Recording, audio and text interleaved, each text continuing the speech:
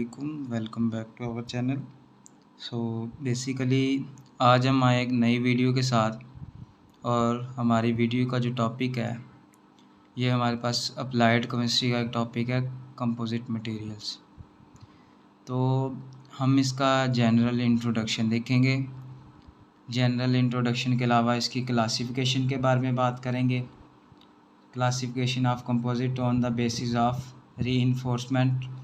फिर उसके बाद हम पार्टिकल रीइंफोर्स कंपोजिट पढ़ेंगे, फाइबर रीइंफोर्स कंपोजिट, और देन इसके अलावा इसके हमारे पास स्ट्रक्चरल जो हमारे पास कंपोजिट्स होते हैं उनकी टाइप्स पढ़ेंगे।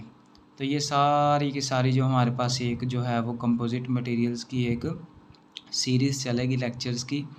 तो आपने एंड तक देखना है वीडियोस को, ठीक है, और शेयर भी लाजमी करना है। तो सबसे पहले हम इंट्रोडक्शन से स्टार्ट। जो हमारे पास कंपोजिट मटेरियल्स हैं ये हमारे पास इंजीनियर्ड कम्बिनेशन होता है, कोई दो या दो से ज़्यादा डिस्टिंक्ट मटेरियल्स हमारे पास जब आ जाएं। तो डिस्टिंक्ट मटेरियल्स हमारे पास ऐसे मटेरियल्स, यानी कि डिस्टिंक्ट का मतलब जिनकी शनाख्त की जा सके, जिनको अलहदा किया जा सके। तो दो इस तरह के मटेरियल्स जो हमारे पास बिल्कुल अलहदा होंगे, उनको हम क्या करेंगे, उनका एक इंजीनियर कम्बिनेशन करेंगे, और वो क्या करेंगे, दोनों अपनी अपनी जो यूनिक प्रॉपर्टीज़ हैं उनकी कंट्रीब्यूट करेंगे, एक दूसरे के साथ हिस्सा डालेंगे, और एक ऐसा हमारे पास फाइनल मटेरियल तैयार होगा जो हमारे पास जिसकी क्या होंगी, इम्प्रूव्ड क्वालिटीज़ होगी, जिसकी प्रॉपर्टीज़ जो हमारे पास होंगी इम्प्रूव्ड होंगी। तो यानी कि दो चीज़ों का मिलाप करके एक नई चीज़ वजूद में आएगी, और उस नई चीज़ के वजूद का मकसद क्या है, ताकि जो अकेले कंपोनेंट के अंदर जो हमारे पास लिमिटेशंस पाई जाती थी, हदबंदी पाई जाती थी, उनको ओवरकम किया जा सके, और जो हमारे पास जो प्रोडक्ट आए उसकी जो हमारे पास स्टिफनेस है, हार्डनेस है, उसके अलावा ड्यूरेबिलिटी है, ये सारी की सारी चीज़ें क्या हो जाएं, उसकी इन्हेंस हो जाएं, ताकि बढ़ जाएं, और हमारे पास एक ऐसा मटेरियल तैयार हो जाए जो हमारे पास एक बिल्कुल अच्छा मटेरियल हो, यूनिक प्रॉपर्टीज़ कंट्रीब्यूट करके हमारे पास एक नई चीज़ बनाता है जो हमारे लिए ज़्यादा। हमारे पास कंपोजिट मटेरियल्स है, बेसिकली इनकी जो क्लासिफिकेशन होगी on the basis of reinforcement. तो वो तीन तरह की क्लासिफिकेशन होती है इनकी, ठीक है। हम उनको डिटेल से वन बाय वन डिस्कस करेंगे।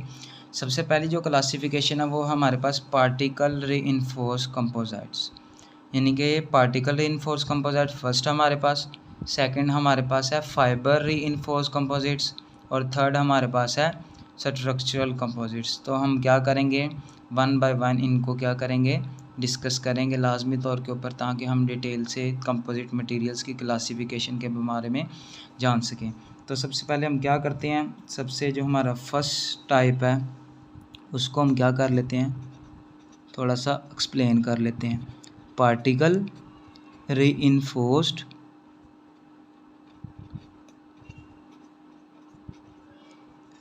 कंपोजिट्स।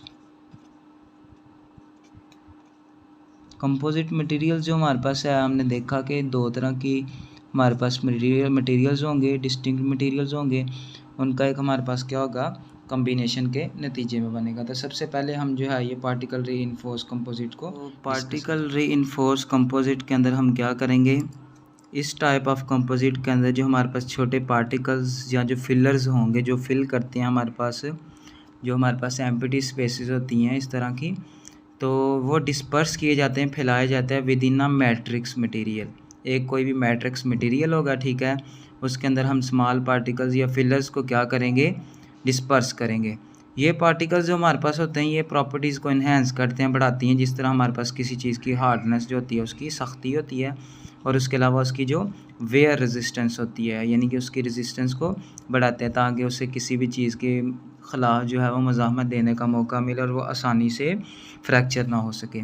मिसाल के तौर के ऊपर आपका ये जो कंक्रीट होता है, ठीक है, ये जो हमारे पास छत्तों के लेंटर वगैरह डालने के अंदर कंक्रीट के जो हमारे पास रोड्स बने होते हैं, गलियां बनी होती हैं, तो ये क्या होता है, हमारे पास स्मॉल स्टोन्स होते हैं, ठीक है, जिसको सीमेंट और सैंड का जो मिक्सचर होता है, जिसको हम मैट्रिक्स कहते हैं, ठीक है, सीमेंट मैट्रिक्स, उनके अंदर स्मॉल स्टोन्स को हम क्या करते हैं, डिस्पर्स करते हैं, एग्रीगेट करते हैं, और उसके नतीजे में हमारे पास क्या बनता है, कंक्रीट बनता है। और वो क्या होती है, ज़ाहिर सी बात है, हमारे पास जो स्मॉल स्टोन्स होते हैं वो उसकी हार्डनेस को बढ़ाते हैं, और उसके अलावा उसकी रेजिस्टेंस जो है वो उसको भी बढ़ाते हैं, ताकि जो मुख्तलिफ़ चीज़ें हमारे पास उनके ख़िलाफ़ ये स्टैंड कर सके, विद स्टैंड कर सके। यही वजह कि हमारे पास जो कंक्रीट का रोड होता है वो ज़्यादा देर पा तक चल सकता है। उसकी वजह क्या, हमारे पास एक स्ट्रॉन्ग एग्रीगेट बनता है, हमारे पास एक पार्टिकल रीइंफोर्स कंपोजिट बनता है। ठीक है। सेकंड जो हमारे पास टाइप है वो फाइबर रीइंफोर्स कंपोजिट है, हम उसको भी डिस्कस करते हैं डिटेल के साथ। सेकंड नंबर पे जो हमारी टाइप है रीइंफोर्स कंपोजिट्स की, वो है हमारे पास फाइबर रीइंफोर्स कंपोजिट्स। बेसिकली ये हमारे पास मुश्तमिल होती है हाई स्ट्रेंथ के जो फाइबर होते हैं, और उनको एम्बेड किया जाता है, जोड़ा जाता है एक मैट्रिक्स मटेरियल के अंदर। It consist of high strength fibres embedded in a matrix material. और ये जो फाइबर जो है, ये जो धागा सा होता है जो, ये बेसिकली क्या प्रोवाइड करता है, एक्सेप्शनल स्ट्रेंथ, यानी कि गैर मामूली उसको ताकत मुहैया करता है, स्टिफनेस मुहैया करेगा, और उसको लाइट वेट प्रॉपर्टीज़ यानी कि कम वज़न की खसूसियात देगा। कुछ आम एग्जांपल्स जो हमारे पास है CFRP और GFRP। CFRP stand for carbon fibre reinforce polymers, और ये जो GFRP है ये ग्लास फाइबर रीइंफोर्स्ड पॉलीमर। ये दोनों जो हैं, इनको एक तो हम एरोस्पेस के अंदर यूज़ करते हैं। एरोस्पेस के जो इक्विपमेंट्स होते हैं, मिसाल के तौर के ऊपर जो हवाई जहाज़, एरोप्लेन्स वगैरह की जो इक्विपमेंट्स होते हैं, वो बेसिकली हमें क्या चाहिए होती हैं, लाइट वेट इक्विपमेंट्स चाहिए होती है। तो उसके लिए हम कुछ इस तरह के पॉलीमर्स बनाते हैं। और उसके अलावा स्पोर्ट्स के जो हमारे पास इक्विपमेंट्स होते हैं, इस तरह खेलों के सामान के जो आलात होते हैं, उनके अंदर ये हमारे पास क्या करते हैं, हम CFRP और GFRP दोनों को यूज़ करते हैं, फाइबर रीइंफोर्स कंपोजिट्स। ये तो थी हमारे पास सेकंड टाइप्स। थर्ड टाइप जो हमारे पास है वो है स्ट्रक्चरल कंपोजिट्स। हम उनको भी डिस्कस करें। और लास्ट वन जो हमारे पास कंपोजिट्स है वो है स्ट्रक्चरल कंपोजिट। ये कंपोजिट जो हमारे पास होते हैं, ये डिज़ाइन किए जाते हैं लोड बेयरिंग एप्लीकेशंस के लिए, यानी कि भारी वज़न को बेयर करने के लिए, बर्दाश्त करने के लिए। इसके अंदर हमारे पास क्या होती है, कॉन्टीन्यूस किस्म की फ़ाइबर्स यूज़ की जाती हैं, जो एक तरतीब के साथ एक कॉन्टीन्यूस पैटर्न के अंदर क्या होती है, अरेंज होती हैं। और इनका मकसद क्या होता है, ताकि हम स्ट्रेंथ को ऑप्टिमाइज़ कर सकें और उसकी सख्ती को ऑप्टिमाइज़ कर सकें। अब बेसिकली किसी भी चीज़ ने अगर लोड बेयर करना है, तो वो जितनी ज़्यादा सख्त होगी वो उतनी जल्दी से टूटेगी, और जितनी कम स्ट्रेंथ उसकी होगी वो उतनी जल्दी टूटेगी। तो लोड बेयरिंग के लिए हमारे पास उसकी सख्ती कम से कम हो, ताकि वो इतनी जल्दी फ्रैक्चर ना हो और स्ट्रेंथ उसकी ज़्यादा से ज़्यादा हो।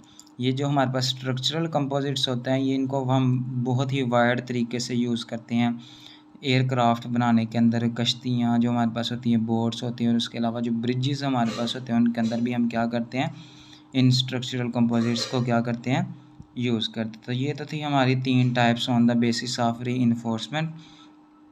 नेक्स्ट के अंदर जो हमारे पास है, हम क्लासिफिकेशन ऑफ कंपोजिट्स पढ़ेंगे on the basis of matrix phase, जिसके अंदर पॉलीमर मैट्रिक्स कंपोजिट और मेटल मैट्रिक्स कंपोजिट, सेरामिक का, फिर कार्बन, ये इस तरह चलते जाएंगे। तो इसके लिए सिर्फ इतना ही, अपना ख्याल रखिएगा। अल्लाह हाफिज़। और चैनल को सब्सक्राइब ज़रूर कीजिएगा, और लाइक ज़रूर करें वीडियो को, और शेयर भी करें। और कमेंट, अगर कोई आपको कन्फ्यूजन है तो कमेंट लाजमी कर दें, आपकी वो कन्फ्यूजन इंशाल्लाह कोशिश करेंगे दूर कर दें। अपना ख्याल रखिएगा। अल्लाह हाफ़िज़।